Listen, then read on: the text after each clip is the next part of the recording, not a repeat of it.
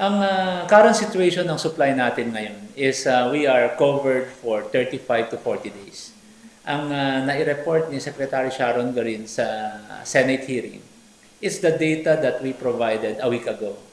But we updated the data last Tuesday after the hearing sa Senate, nagkaroon ng industry meeting ang DOE. Hindi nila kailangan magpanik. Ang hindi lang namin, which we admit, and this is we seek the support of our public na hindi lang talaga natin kayang kontrolin at presyo.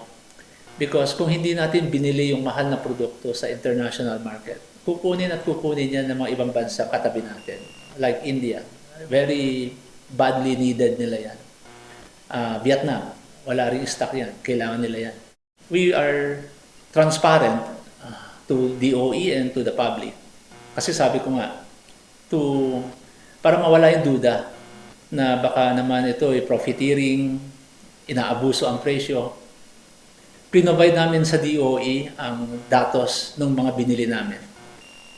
At yan ay pwede niyong tanungin and we are confident na kahit kami ipatawag ni DOE, may papakita namin